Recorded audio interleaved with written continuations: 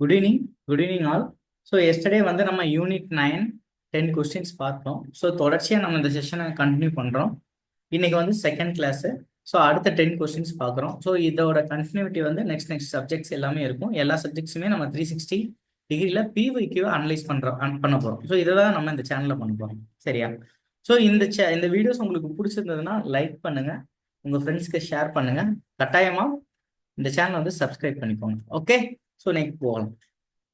So பின்வருவனவற்றுள் எது பல அமைச்சகங்களையும் பல துறைகளையும் ஒருங்கிணைந்த செயல்பாட்டை உருவாக்கி பாலின சமத்துவத்தையும் gender equality, equitables and child centred legislations, policies, programmes. So குழந்தைகளை மையமாக கொண்ட சட்டங்கள், கொள்கைகள், திட்டங்களை வகுப்பதற்காக நிறுவப்பட்டது. ஸோ ஒரு திட்டம் வந்து இது ஒரு அம்பர்லா ஸ்கீம் மாதிரி. சரியா? இதுலதான் ஜெண்டர் ஈக்குவட்டபிளை பத்தி பேசுறாங்க. அதே நேரம் குழந்தைகளை மையமா கொண்ட சட்டங்கள், அதை பத்தின பாலிசிஸ், ப்ரோக்ராம்ஸ் எல்லாத்தையுமே இதுல வந்து என்ன பண்ண போறாங்க, கன்வெர்ட் பண்ணி கிரியேட் பண்றாங்க. ஓகேவா? ஸோ அப்படி ஒரு திட்டம் வந்து செயல்படுத்திருக்காங்க. ஸோ இதுக்கு முன்னாடி இது வெவ்வேறு இதுல திட்டமா இருந்தது. So 2010 integrated child production service, integrated child production service, okay, அப்படின்னு இந்த திட்டம் வந்து 2010 தொடங்கினாங்க. சரியா? அடுத்து 2017 சைல்டு ப்ரொடக்ஷன் சர்வீஸா மாறுச்சு. சைல்டு ப்ரொடக்ஷன் சர்வீஸா மாறுச்சு. ஸோ 2021 பல வேற எல்லா விஷயத்தையும் இதுக்குள்ள உள்ளடக்கி இங்க வந்து என்ன மிஷன் வாத்சல்யா அப்படின்னு சொல்லி குழந்தைகளுக்காக கொண்டு வந்தாங்க. ஸோ அதான் இதோட answer, mission Vatsalya. Okay, so இது என்ன அப்படின்னா குழந்தைகளோட உரிமை மீறலா இருக்கட்டும், குழந்தைகளுடைய பாதுகாப்பை மையப்படுத்தினதுக்காக இந்த திட்டம் வந்து கொண்டு வரப்பட்டது. ஸோ இது வந்து ஒரு அம்பர்லா ஸ்கீம், குழந்தைகளை பாதுகாப்பை மையப்படுத்தணும். இதோட முக்கியமான கொள்கைகளை என்ன இருந்தது அப்படின்னா கேர், ஸோ பராமரிப்பு, குழந்தைகள் பராமரிப்பு, ஸோ குழந்தைகள் பாதுகாப்பு, ப்ரொடக்ஷன்ஸ். ஸோ அடுத்து டெவலப்மெண்ட்ஸ், குழந்தைகளோட மேம்பாடு. ஸோ குழந்தைகளுக்கு, பாதிக்கப்பட்ட குழந்தைகளுக்கு ரீஹாபிலிட்டேஷன்ஸ், சரியா, மறுவாழ்வளித்தல். ஸோ இந்த நாளையும் முக்கியமான நோக்கமாக கொண்டு இந்த திட்டம் வந்து செயல்படுத்தப்பட்டுச்சு. இந்த திட்டத்தின் கீழே பல இன்ஃப்ராஸ்ட்ரக்சரை உருவாக்க வேண்டிய அவசியம் அரசுக்கு இருந்தது. அதுல ஒண்ணுதான் ஸ்டேட் சைல்டு ப்ரொடக்ஷன் சொசைட்டி. 3 முக்கியமான இன்ஃப்ராஸ்ட்ரக்சர் உருவாகும். State child production society, so மாநில குழந்தைகள் பாதுகாப்பு சங்கம், மாநில குழந்தைகள் பாதுகாப்பு சங்கம். அடுத்து வந்து டிஸ்ட்ரிக்ட் சைல்டு ப்ரொடக்ஷன் யூனிட், இது என்னன்னா மாவட்ட குழந்தைகள் பாதுகாப்பு அலகு. ஸோ அடுத்து வந்து ஸ்டேட் அடாப்ஷன்ஸ் ரிசோர்ஸ் ஏஜென்சிஸ். ஓகேவா? ஸ்டேட் அடாப்ஷன்ஸ் ரிசோர்ஸ் ஏஜென்சி, இது தமிழ்ல வந்து மாநில தத்தெடுப்பு வள முகமை அப்படின்னு சொல்லுவாங்க. சரியா?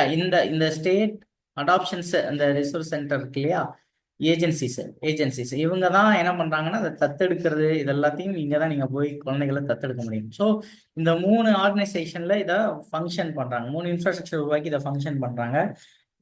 இந்த பாதுகாப்பு மையம், இந்த ஸ்டேட் சைல்டு ப்ரொடக்ஷன் சொசைட்டி தான் என்ன பண்றாங்கன்னா குழந்தை உரிமை மீறல்கள் சம்பந்தமான விஷயங்கள் எல்லாம் ஒருங்கிணைந்து செயல்படுறாங்க. சரியா? இவங்க வந்து village level, block level, district level, village, block, district லெவல்ல வந்து சைல்டு ப்ரொடக்ஷன்ஸ் கமிட்டியை ஒன்று ஆர்கனைஸ் பண்ணி அதன் மூலமா குழந்தைகளை பாதுகாக்கிறது ஒரு முக்கியமான நோக்கமா வச்சிருக்கிறாங்க. ஓகே, ஸோ இது வந்து குழந்தைகளை பாதுகாக்கிறதுக்கான. அதே மாதிரி அந்த சிறார் நீதி சட்டம் அப்படின்னு ஒரு சட்டம் இருக்கு இல்லையா, ஜுவினைல் ஜஸ்டிஸ் ஆக்ட், அந்த 2015 ஜேஜேஐன்னு சொல்லுவாங்க. 2015 இந்த திட்டத்தை நடைமுறைப்படுத்துறதுன்னு தான் இவங்களோட ஒரு முக்கியமான நோக்கமா இருக்கு. ஓகே, ஸோ மிஷன் சக்திங்கிறது வந்து என்ன அப்படின்னா safety and security issues, security for women empowerment. அந்த உமன் எம்பவர்மெண்ட் ப்ரோக்ராம்ஸ்லயே இது வந்து இன்டகிரேட்டட் உமன் எம்பவர்மெண்ட் ப்ரோக்ராம்ஸ். சரியா? ஸோ இது வந்து இதுவும் ஒரு அம்பர்லா ஸ்கீம் தான். ஸோ 2022 இந்த திட்டம் வந்து ஸ்டார்ட் பண்ணாங்க, மிஷன் சக்தி. இந்த மிஷன் சக்தியோட முக்கியமான நோக்கம் என்ன அப்படின்னா சேஃப்டி அண்டு செக்யூரிட்டி, அந்த ரெண்டையும் மையமா வச்சுதான் இந்த திட்டம் வந்து முக்கியமா உருவானது. சரியா? And empowerment. சரியா? இந்த மிஷன் சக்தியோட 2 பிரிவு தான். ஒன்னு வந்து என்ன, சம்பல், இன்னொன்னு வந்து சமர்த்தியா. இந்த சம்பல்ங்கிறது என்ன அப்படின்னா சேஃப்டி அண்ட் செக்யூரிட்டி பர்பஸ்க்காக உருவாக்கப்பட்டது. சரியா? அதெல்லாம் சேஞ்ச் பண்ணிக்கிறேன். இந்த சம்பல் வந்து அதாவது மிஷன் வந்து சேஃப்டி செக்யூரிட்டி எம்பவர்மெண்ட். அதுல ரெண்டு பிரிவு தான் சம்பல் அண்ட் சமர்த்தியா. இந்த சமர்த்தியா வந்து சேஃப்டி அண்ட் செக்யூரிட்டி, சம்பல் வந்து சேஃப்டி அண்ட் செக்யூரிட்டி, சமர்த்தியா வந்து எம்பவர்மெண்ட், பெண்களுக்கு அதிகாரம் அளித்தல். சேஃப்டி அண்ட் செக்யூரிட்டியில பெண்களுக்கு என்னென்னலாம் இருக்கும்? ஸோ ஒன் ஸ்டாப் சென்டரா இருக்கட்டும், உமன் ஹெல்ப்லைனா இருக்கட்டும், பேட்டி பச்சாவோ பேட்டி படாவோ திட்டமா இருக்கட்டும், அப்புறம் நாரி அதாலத்தா இருக்கட்டும், இது எல்லாமே சேஃப்டி பர்பஸ்ல சம்பல்குள்ள இன்க்ளூட் ஆயிடும். சமர்த்தியில வந்து உஜ்வாலாவா இருக்கட்டும், அப்புறம் ஸ்வதான் கிரகா, அப்புறம் ஒர்க்கிங் உமன் ஹாஸ்டல்ஸ், தமிழ்நாட்டில் தோழி ஹாஸ்டல்ஸ் தான் இருக்கு இல்லையா, இதெல்லாம் சமர்த்தியாக்கு கீழே வந்துடும். ஓகே, ஸோ இந்த மூணுமே உமன்ஸ் எம்பவர்மெண்ட் பத்தது, வாத்சல்யா மட்டும் குழந்தைகள் சம்பந்தப்பட்டது. Okay, next. ஸோ 2015 உலக வங்கி தமிழ்நாடு சுகாதார அமைப்பு திட்டத்திற்கு ஒப்புதல் அளித்தது. சரியா, கரெக்டா? ஸோ அடுத்து இத்திட்டத்தின் மொத்த செலவு வந்து 597.15 கோடி. உலக வங்கி ஈடுபாடு அதிக அளவு பயனுள்ளதாக இருந்தது. சரியா, ஸோ இது என்ன அப்படின்னா 2003 வந்து ஹெல்த் எஜுகேஷன் ஹெல்த் பாலிசின்னு ஒன்று கொண்டு வந்தாங்க. சரியா, 2003. அதுக்கப்புறம் இப்போ புதுசா நியூ ஹெல்த் பாலிசி ஒன்று வந்தது, அது 2017.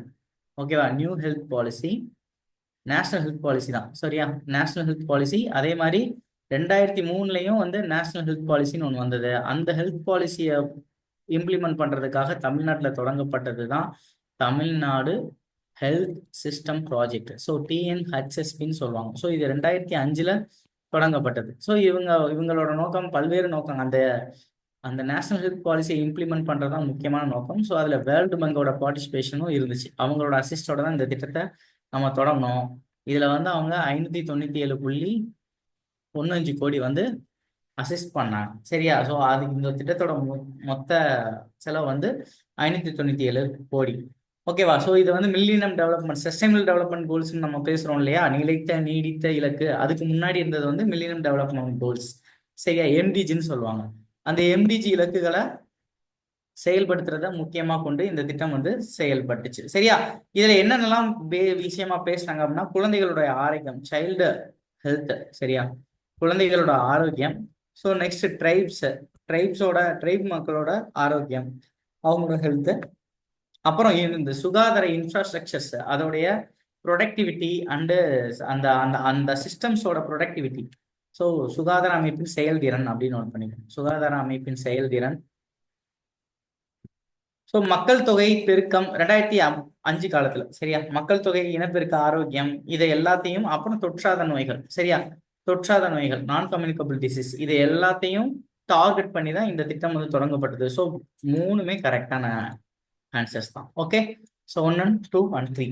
ஸோ 2005 தான் இந்த திட்டம் தொடங்கப்பட்டுச்சு. ஆனால் எதை பேஸ் பண்ணினா 2003 நேஷனல் ஹெல்த் பாலிசின்னு ஒன்று கொண்டு வந்தாங்க, அது கீழே வந்து. Okay, next Janani Suraksha Yojana. ஜனனி சுரக்ஷா யோஜனா இதுவும் கிட்டத்தட்ட 2005 காலகட்டத்தில் தான் இந்த திட்டம் வந்து தொடங்கப்பட்டுச்சு. ஓகே, ஸோ இது முழுக்க முழுக்க சென்ட்ரல் ஸ்பான்சர் ஸ்கீம் தான். சரியா, மத்திய அரசு மட்டுமே இதுக்கு ஸ்பான்சர் பண்றாங்க. இந்த திட்டத்தோட முக்கியமான நோக்கம் வந்து எம்எம்ஆர்,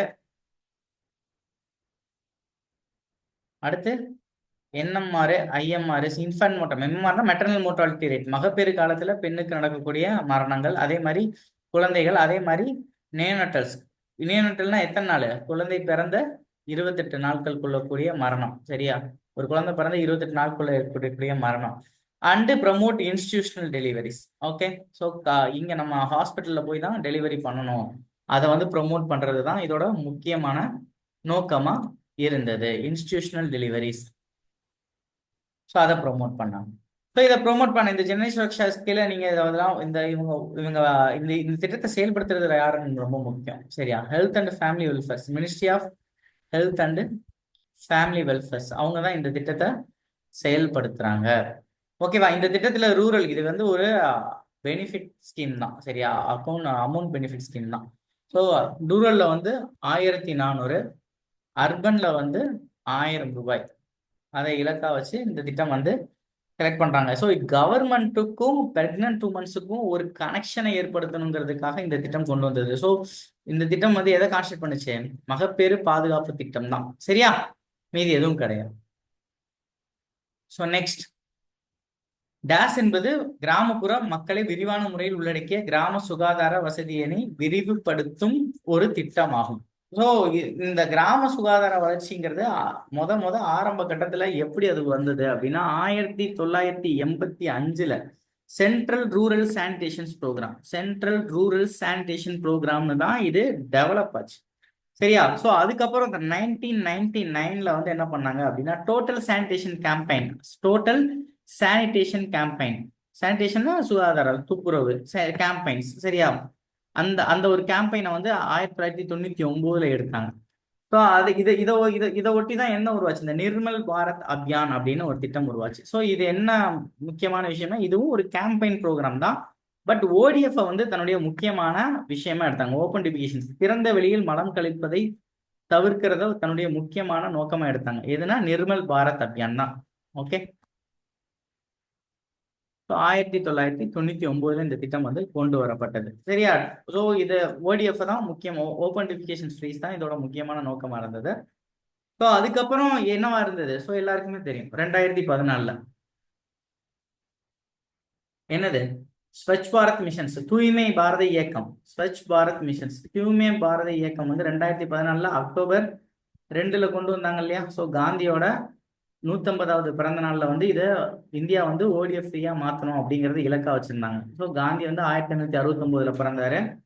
ஸோ அதுல இருந்து 150வது பிறந்த நாள் இது. ஸோ அதுல வந்து இந்தியா வந்து என்ன அனௌன்ஸ் பண்ணாங்க, இந்தியா வந்து ஒரு ஓடிஎஃப் ஃப்ரீ நேஷன்ஸ் அப்படின்னு சொல்லி அனௌன்ஸ் பண்ணாங்க. ஓகே. இப்ப ஸ்வச் பாரத் மிஷன் என்ன நடந்துட்டு இருக்கு, இப்ப 2.0 போயிட்டு இருக்கு. ஸோ இதெல்லாமே இதோட தொடர்ச்சி தான். ஸோ கிராமப்புற வசதி துப்புரவுனாலே நமக்கு நிர்மல் பாரத் அபியான் தான் ரொம்ப முக்கியமான திட்டம். சரியா? ஸோ அந்த 85, 90, அதுக்கப்புறம் 1999, அடுத்து 2014, இப்போ 2021 இது ரெண்டா பிரிஞ்சது. இந்த ஸ்வச் பாரத் கிராமின் வந்து இது ரெண்டும் ஏன் முக்கியம் அப்படின்னா, ஸ்வச் பாரத் மிஷன்ஸ் கிராமின் வந்து யாரோட கண்ட்ரோல்ல இருக்குன்னா ஜல் சக்தி, மினிஸ்ட்ரி ஆஃப் ஜல் சக்தி அவங்க கண்ட்ரோல்ல இருக்கு. ஸ்வச் பாரத் மிஷன்ஸ் அர்பன் வந்து மினிஸ்ட்ரி ஆஃப் ஹவுஸ் அர்பன் அஃபேர்ஸ்ல இருக்கு. Ministry of house urban affairs அவங்களோட கண்ட்ரோலுக்கு கீழே இந்த திட்டம் இருக்கு.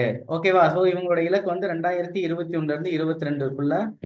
ஸோ இதே தான் ஓடிஎஃப். அதே மாதிரி சானிடேஷன்ஸை ஏற்படுத்துறது, இல்லை சாலிட் வேஸ்ட் மேனேஜ்மெண்ட்ஸு, இது எல்லாத்தையும் திடக்கழிவு பொருட்களை வந்து ஒழுங்குமுறைப்படுத்துறது, இதுதான் இதோட முக்கியமான நோக்கமா இருக்கு. ஓகே. பிஹேவியரல் சேஞ்சஸை மக்கள் மத்தியில் ஏற்படுத்துறது தான் ஸ்வச் பாரத்தோட முக்கியமான நோக்கம். ஓகே.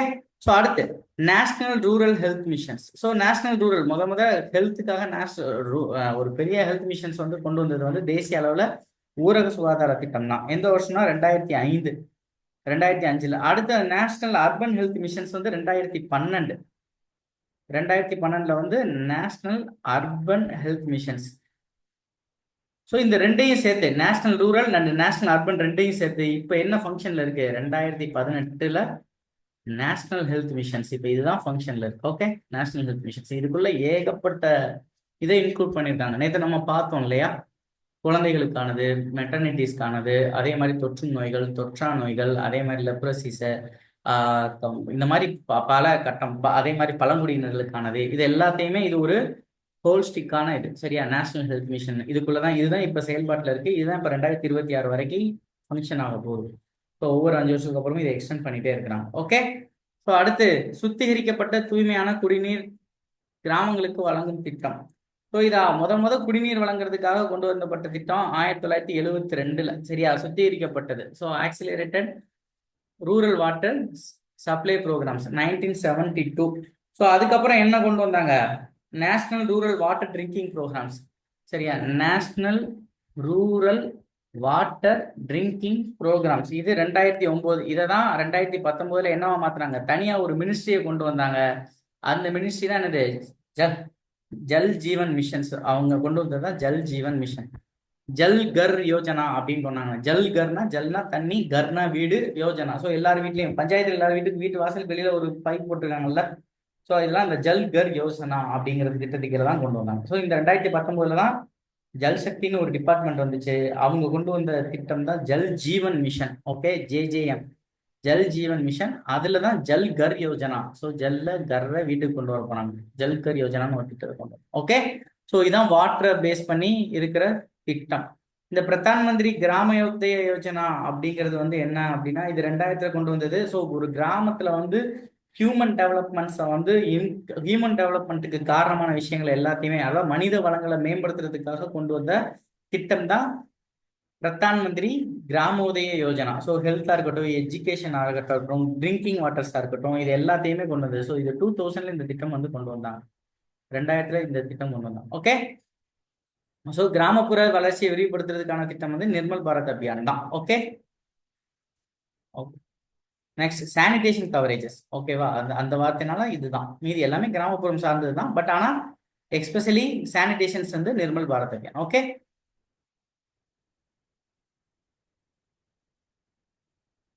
ஓகே. நெக்ஸ்ட் இந்திய மருந்துகள் மற்றும் ஹோமியோபதியை உள்ளடக்கிய சுகாதார திட்டமாகும். இது தமிழ்நாட்டில் கோவிட் தொற்றுநோயை கட்டுப்படுத்தவும் தடுக்கவும் உதவுகின்றன. ஸோ இது வந்து 2020 காலகட்டங்களில் கோவிட் டைம்ல வந்து தமிழ்நாடு முழுக்க இந்த திட்டம் வந்து இம்ப்ளிமெண்ட் பண்ணியிருந்தாங்க. என்னன்னா சித்த மருத்துவம், ஹோமியோபதி இது எல்லாத்தையும் கொண்டு வந்து என்ன பண்ணாங்க, ஒரு மருந்து கொடுத்து எப்படியாவது இந்த கொரோனாவை சரி பண்ணணும்னு சொல்லி கொண்டு வந்ததுதான். அந்த திட்டத்தோட பேர் வந்து ஆரோக்கியம். ஓகே, ஆரோக்கியம். ஸோ இந்த கஷாயம்லாம் கொடுத்தாங்க, நிலவேம்பு கஷாயம், ஹோமியோபதி ட்ரீட்மெண்ட்ஸ். ஸோ எல்லா மாத்திரையும் கவர்மெண்ட் வந்து ஃப்ரீயாகவே கொடுத்தாங்க இல்லையா, வீடு வீடுக்கு. ஸோ அந்த திட்டம் வந்து இந்த திட்டத்தில் பேர் வந்து ஆரோக்கியம் அப்படிங்கிற திட்டத்தில் தான் இந்த திட்டம் வந்து இம்ப்ளிமெண்ட் பண்ணணும். ஓகே. ஸோ நெக்ஸ்ட் முந்தைய மத்திய உணவு திட்டத்தின் மறுபெயர் யாது? ஸோ மத்திய உணவு திட்டம். ஸோ தமிழ்நாட்டுக்கோட மத்திய உணவு திட்டத்துக்கு தான் 50 வருஷம் வரலாறு இருக்கு. பட் இது central government. Okay, mid day meal schemes. So எந்த வருஷம் சென்ட்ரல் கவர்மெண்ட் மொதல் மிட் டே மீல்ஸ் கொண்டு வராங்க? ஸோ 1995 1ஆம் கிளாஸ்லேருந்து 5ஆம் கிளாஸ் வரைக்கும் தான் கொண்டு வராங்க. ஸோ அந்த ஸ்கீம் பேரே national programme of nutrition support to primary education. ஓகேவா, nutrition support to primary education, இப்படிதான் அந்த திட்டத்தோட நேமே இருந்தது. சரியா, national programme of nutritional support to primary education. இந்த திட்டம் செயல்படுத்தப்பட்டது 1985 ஆகஸ்ட் 15 தான் செயல்படுத்தப்பட்டுச்சு. சுதந்திர தினத்தை அன்னைக்கு தான் செயல்படுத்தினாங்க. சரியா. ஸோ அதுக்கப்புறம் இது வந்து 2007 வந்து மிட் டே மீல் ஸ்கீமா, 2007 வந்து மிட் டே மீல் ஸ்கீமா மாறுது. ஓகே, மிட் டே மீல் ஸ்கீமா இந்த திட்டத்தை வந்து national programme of mid day meal scheme அப்படின்னு மாத்துறாங்க. அப்பதான் முதல் இந்த திட்டம் வந்து 1ஆம் கிளாஸ்ல இருந்து 5ஆம் கிளாஸ் வரைக்கும் தான். அடுத்து 6 to 8க்கும் இந்த திட்டம் வந்து கொண்டு போறாங்க. ஸோ அந்த திட்டம் வந்து national programme of mid day meal scheme. So mid day meal ஸ்கீம்னா அது அப்பதான் in schools. Okay, mid day meals in schools அப்படின்னு மாறுது. சரியா. ஸோ அதுக்கப்புறம் இப்ப இதோட நேமையும் மாத்தி விட்டாங்க 2021. சரியா, என்ன நேம் வச்சாங்க? பிரதான் மந்திரி போஷான் சக்தி அப்படின்னு சொல்லி, சக்தி நிர்மான் ஸ்கீம் அப்படின்னு. பிரதான் மந்திரி போஷான், போஷான்னு படிக்காதீங்க, போஷான்னு ஒரு திட்டம் வேற தனியா இருக்கு, அதனால போஷன் சக்தி நிர்மான், போஷன் சக்தி நிர்மான், இப்படிதான் இந்த திட்டத்தை ஆரம்பிச்சாங்க. ஸோ இப்போ இது வந்து இந்த இது வந்து 1ஆம் கிளாஸ்ல இருந்து 8ஆம் கிளாஸ் வரைக்கும் இருக்கு. சரியா, 8th வரைக்கும் இருக்கு. ஓகே, சரி, ரைட். நெக்ஸ்ட் உமங்னா என்னது? Unified mobile applications. So unified mobile applications for new age generations. So new age governance. ஓகேவா, unified mobile application for new age governance, இதான் அந்த இதோட முக்கியமான நோக்கம். இது என்னன்னா fast track mobile governance. So பல திட்டங்களை எல்லாத்தையும் இதுக்குள்ள போட்டு வச்சுட்டாங்க. ஸோ சென்ட்ரல் கவர்மெண்ட்ல நீங்க இப்போ இந்த டிஜிலாக்கர்லாம் இருந்தது இல்லையா, இதெல்லாம் இப்போ ஒமாங் மூலமாவே நீங்க வந்து அதை யூஸ் பண்ணலாம். சென்ட்ரல் கவர்மெண்ட்டோட எல்லா விஷயங்களையும் நீங்க வந்து உமங் மூலமாவே பண்ணிக்கலாம். ஸோ யூனிஃபைடா எல்லாமே அதுக்குள்ள போட்டுட்டாங்க. ஓகே. ஸோ எல்லா அந்த இதுக்கு உழவன் ஆப்புக்கு தனியாக நீங்கள் ஒரு ஆப் டவுன்லோட் பண்ணணும், விவசாயம் பண்ணுறவங்க உழவன் ஆப்பை டவுன்லோட் பண்ணணும், டிராவல் ஆப் தனியாக டவுன்லோட் பண்ணணும், இப்படி நிறைய ஆப்பை டவுன்லோட் பண்ண வேண்டியிருந்தது இல்லையா. இப்போ அதெல்லாம் வேணாம், எல்லாமே சேர்ந்து ஒரு ஆப்பா, யூனிஃபைடு ஆப்பா, யூனிஃபைடு மொபைல் அப்ளிகேஷனாக உனக்கு கொண்டு வந்தாங்க. அதுதான் உமன். ஸோ கவர்னன்ஸ்க்காக இது ரொம்ப ஈஸியாக இருக்கும் அப்படின்னா ஃபாஸ்ட் ட்ராக் மொபைல் கவர்னன்ஸ்னு இதை சொன்னாங்க. சரியா. ஸோ அப்புறம் பவிஷ்யா அப்படிங்கிறது பென்ஷன் சாங்ஷன்ஸ்க்காக கொண்டு வந்தப்பட்ட ஒரு ஸ்கீம்ஸ். சரியா, பவிஷ்யாங்கிறது பென்ஷன் சாங்ஷனுக்காக கொண்டு வரப்பட்ட ஸ்கீம். ஸோ போஸ்கோங்கிறது செக்ஷுவல் அஃபென்ஸ், இது உங்களுக்கு தெரியும், சைல்டு செக்ஷுவல் அஃபென்ஸ். ஓகேவா, தட்ஸ் ஆல். நெக்ஸ்ட் தமிழ்நாடு உயர்கல்வி உறுதி திட்டம் 2022. ஸோ ராமாமிர்தம் அம்மையார் higher education assurance scheme 2022. So இந்த திட்டம் தான் அது. ஓகேவா. ஸோ இது யாருக்கு கொடுக்குறாங்க? புதுமை பெண் திட்டம். ஸோ ராமாமிர்தம் அம்மையாரோட பேர்ல இருக்கிற திட்டம் தான், அம்மையார் பேர்ல இருக்கிற திட்டம். அதுதான் என்னவா மாத்திருக்காங்க, புதுமை பெண் அப்படின்னு ஒரு திட்டமா மாத்திருக்காங்க. புதுமை பெண் இதுக்குன்னு ஒரு ஒரு ஒரு இது போர்ட்டல் ஒன்று ஓப்பன் பண்ணியிருக்காங்க, பெண் கல்வி போர்ட்டல். ஓகே, பெண் கல்வி அந்த போர்ட்டல் நேம் வந்து எவ்வளவு கொடுக்குறாங்க, மந்த்லி வந்து 1000 rupees. எல்லாருக்கும் கொடுக்குறாங்களா 1000 rupees? ஸோ அரசு பள்ளியில் இருக்கவங்களுக்கு கொடுத்தாங்க. அடுத்து செகண்ட் ஃபேஸ்ல வந்து அரசு உதவி பெறும் பள்ளிகளுக்கும் கொடுத்தாங்க. ஸோ அரசு மற்றும் அரசு உதவி பெறும் பள்ளி, ஓகே, எய்டட் ஸ்கூல்ஸ்.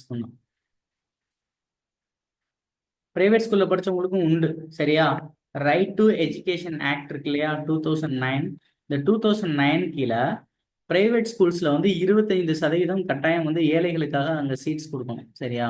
அந்த இதுல 1ஆம் கிளாஸ்ல இருந்து 8ஆம் கிளாஸ் வரைக்கும் பிரைவேட் ஸ்கூல்ல இந்த இடஒதுக்கீடுல படிச்சவங்களுக்கும் இதுல என்ன உண்டு, 1000 ரூபாய் உண்டு. ஸோ அவங்க 8ஆம் கிளாஸ் வரைக்கும் பிரைவேட்ஸ்ல படிச்சிருந்து 9th 10th வந்து அவங்க கவர்மெண்ட் ஸ்கூல்ல படிச்சு, அதுக்கப்புறம் 10th அப்புறம் அவங்க வந்து என்ன பண்ணிட்டாங்க, அவங்க வெளியில போயிட்டாங்கன்னு வச்சுக்கோங்க.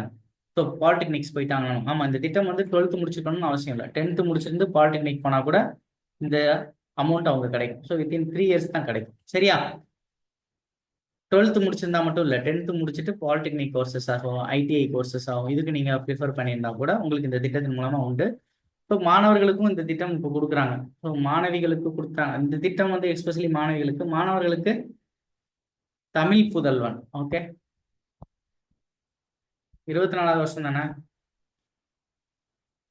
2024 தான் இந்த திட்டம் தொடங்கினாங்க, ஓகே. ஸோ இதெல்லாம் எதுக்கு அப்படின்னா லிட்ரஸி ரேட்டை வந்து அதிகப்படுத்துறதுக்கு தான், சரியா? லிட்ரஸி ரேட்டை வந்து தமிழ்நாட்டில் வந்து அதிகப்படுத்துறதுக்கு தான். பெண்கள் வந்து எனக்கு என்னதான் நம்ம பெருசா லிட்ரஸி ரேட் இருந்தாலும் தமிழ்நாட்டில் 2011 சென்சஸ் படி எவ்வளோ இருக்காங்க, 73% தான் பெண்கள் படிச்சிருக்கிறாங்க, ஓகேவா? லிட்ரஸி ரேட்ல பெண்கள் 73% தான் இருக்காங்க, ஆண்கள் 86%. ஸோ இங்க ரெண்டுக்கும் நடுவில் ஒரு பெரிய கேப் இருக்கு, 13% கேப் இருக்கு. இந்த கேப் எல்லாம் ஃபில் பண்ணணும்னா பெண்களுக்கு வந்து அதிகமான வாய்ப்பு கொடுக்கணும் அப்படிங்கிறது தான் அதோட முக்கியமான நோக்கம், ஓகே. ஸோ நெக்ஸ்ட், 2011ஆம் ஆண்டின் மக்கள் தொகை கணக்கெடுப்பின்படி தமிழ்நாட்டில் எந்த மாவட்டம் அதிகமான கல்வி விகிதத்தை கொண்டுள்ளது? ஸோ 2011 சென்சஸ் படி நம்ம எவ்வளவு தமிழ்நாட்டோட மொத்தம் எவ்வளவு வாங்கியிருந்தாங்க தமிழ்நாட்டோட லிட்ரஸி ரேட்டை? ஸோ 80.09% கரெக்டா சென்சஸா லிட்ரஸி ரேட்டு? அதில் எக்ஸ்பெஷலி அர்பன் வந்து அர்பன்ல தான் அதிகம், கரெக்டா? ஸோ அர்பன்ல வந்து 87.04%, ரூரல்ல 73.54%, ஓகே. ஸோ ஃபீமேல் லிட்ரஸி அதிகமாக இப்போ கொஞ்ச நேரத்துக்கு முன்னாடி தானே சொன்னேன், ஃபீமேல் லிட்ரஸி வந்து, ஸோ மேல் லிட்ரஸி வந்து 86.14, ஃபீமேல் லிட்ரஸி வந்து 73.14, ஓகே, 73.14. இது 86, அது 73, ஓகேவா? ஸோ எந்த டிஸ்ட்ரிக்ட்ஸ் அதிகமா இருக்கு? கொஞ்சம் இந்த தமிழ்நாடு ஓரியன்டா இருக்கிற சென்சஸ்லாம் 2011 கொஞ்சம் நல்லா பார்த்து வச்சுக்கணும், அது எப்படினாலும் கேட்பாங்க. ஸோ எந்த ஸ்டேட்ஸ் அதிகம்? கன்னியாகுமரி தான் அதிகம். ஸோ எவ்வளவு, 91.75%, ஓகே. ஸோ தமிழ்நாட்டோட டென்சிட்டி எவ்வளவு? டென்சிட்டிங்கிறது ஒரு ஸ்கொயர் கிலோமீட்டருக்கு உள்ள எவ்வளவு மக்கள் இருக்கிறாங்கிறது தான், சரியா? ஸோ 555 இல்லையா தமிழ்நாட்டில் ஒரு ஸ்கொயர் கிலோமீட்டருக்குள்ள டென்சிட்டி. ஸோ தமிழ்நாட்டோட எஸ்ஆர் செக்ஸ் ரேஷியோ 99, 996, ஓகே, 996. 1000 பேருக்கு எவ்வளவு பேர் பெண்கள் இருக்காங்க? ஆண்கள் தான். 1000 பேருக்கு எவ்வளவு? 1000 ஆண்களுக்கு 996 பெண்கள் தான், சரியா? ஸோ இது எல்லா காலத்திலையும் ஃபாலோ பண்ணப்பட்டதாங்க செக்ஸ் ரேஷியோங்கிறது, சரியா? சிஎஸ்ஆர் 943, ஓகேவா? அப்ப என்ன அர்த்தம்? குழந்தைகள் கம்மியா இருக்கு அப்படின்னு அர்த்தம். நேற்று நம்ம பார்த்தோம்ல, so missing womens, summit of preference. So நேற்று இதெல்லாமே நமக்கு கொஸ்டின்ஸ் என்ன மாதிரி இருக்கு, அதுக்கு அதுல ஒவ்வொரு வருஷமும் ஒவ்வொரு பேட்டர்ன் ஆஃப் கொஸ்டின்ஸ்லாம் வரல. இந்த டாபிக்ல இருந்து வந்திருக்குன்னா இந்த டாபிக்ல இருந்து வந்திருக்கு எல்லா டைமும், சரியா? தமிழ்நாடு அட்மினிஸ்ட்ரேஷன்ஸ்ல இந்த டாபிக்ஸ்ல இருந்தா கொஸ்டின்ஸ் எடுக்கணும்னா அந்த டாபிக்ஸ்ல இருந்து தான் வேற வேற ஆங்கிள் கொஸ்டின்ஸ் கேட்கணும். ஸோ நீங்க அதை நீங்க போன இதுல பாத்தீங்கன்னா இதே செக்ஸ் ரேஷியோ கான்செப்ட்ஸை நம்ம அங்க மிஸ்ஸிங் சைல்டா பார்த்தோம். ஸோ டெய்லி கிளாஸஸ் ரெகுலரா வாட்ச் பண்ணுங்க, அதோட தொடர்ச்சி தான். ஸோ எதுவும் ரிப்பீட்டடாலாம் எதுவும் இருக்காது, அதோட கண்டினியூட்டி தான். ஸோ தமிழ்நாட்டில் லார்ஜஸ்ட் டிஸ்ட்ரிக்ட் எது? Largest district Villupuram. ஓகேவா? ஸோ அதிகமாக இருக்கிற அதிகமான டென்சிட்டி இருக்கிற டிஸ்ட்ரிக்ஸ், டென்சிட்டி அதிகமாக இருக்கிற டிஸ்ட்ரிக்ஸ் வந்து இது சென்னை தானே. சென்னை தான், கிட்டத்தட்ட 26,551 பேர். ஓகேவா? சென்னைக்கு அடுத்து அதிகமான டிஸ்ட்ரிக்ஸ் கன்னியாகுமரி. அதிகமான செக்ஸ் ரேஷியோஸ் இருக்கிற ஸ்டேட் டிஸ்ட்ரிக்ட், இதெல்லாம் ப்ரீவியஸ் இயர் கொஸ்டின்ஸ். சரியா? நீலகிரி அதிகமான செக்ஸ் ரேஷியோ இருக்கிறது. ஸோ 1000 பேருக்கு 1092 பெண்கள் இருக்காங்க. Nilgiri district. Okay, next. So தமிழ்நாட்டின் ஒருங்கிணைந்த ஊட்டச்சத்து திட்டம், இது நேற்று பார்த்தோம். சரியா? இன்டகிரேட்டட் நியூட்ரிஷனல் ப்ரோக்ராம்ஸ் வேர்ல்டு பேங்கோட அசோசியேட் ஆகி இந்த இதை அசிஸ்ட் பண்ணி பண்ணோம். கிட்டத்தட்ட 9 டிஸ்ட்ரிக்ஸ், 9,000 வில்லேஜஸ், 9,000 வில்லேஜஸ், அதை வந்து கொண்டு போகிறது தான் இதோட முக்கியமான நோக்கம்னு நேற்றே பார்த்தோம். எந்த வருஷம்? 1980. ஸோ யாரு திட்டத்தோட தலைவர்? எம்ஜிஆர் தான். ஓகே, 80ல் எம்ஜிஆர் தான் இருந்தார். Okay, next. பெற்றோர் மற்றும் மூத்த குடிமக்களுக்கான பராமரிப்பு மற்றும் நலச்சட்டம் வந்து 2007. ஸோ என்னைக்கு மாநிலத்தில் செயல்படுத்தப்பட்டு நடைமுறைக்கு வந்த நாள் வந்து 29/9/2007. ஸோ மூத்த குடிமக்கள்ங்கிறவங்க யாரு? 60 வயதிற்கு மேல இருக்கிறவங்க எல்லாருமே மூத்த குடிமக்கள் தான். ஓகேவா? ஸோ 60 வயதுக்கு மேல். ஸோ இவங்களை பத்தி நம்ம கம்ப்ளீட்டா பார்ப்போம், அடுத்தடுத்து பார்ப்போம். ஸோ இப்போ Tamil Nadu government senior citizenship policy ஒன்று ரிலீஸ் பண்ணியிருக்காங்க. ஓகே, ஸோ அதெல்லாம் கொஞ்சம் டீட்டெயிலாக நம்ம பார்க்கணும். ஸோ அடுத்தடுத்த கிளாஸஸ்ல நம்ம அதை கண்டினியூ பண்ணுவோம். ஓகே, ஸோ இந்த வீடியோ உங்களுக்கு பிடிச்சிருந்ததுன்னா லைக் பண்ணுங்க, கட்டாயமா இதை உங்க ஃப்ரெண்ட்ஸ்க்கு ஷேர் பண்ணுங்க, இந்த சேனலை வந்து கட்டாயம் சப்ஸ்கிரைப் பண்ணுங்க. ஓகே, ஸோ நாளைக்கு யூனிட் 9ல நெக்ஸ்ட் 10 கொஸ்டின்ஸை பார்க்கலாம். ஸோ கரண்ட் அஃபேர்ஸுமே நம்ம சீக்கிரம் போடுற மாதிரி ஐடியா இருக்கு. ஓகேவா? ஸோ அதுக்கும் உங்களோட சப்போர்ட்ஸ் தேவை இருக்கு. Okay, so thank you all.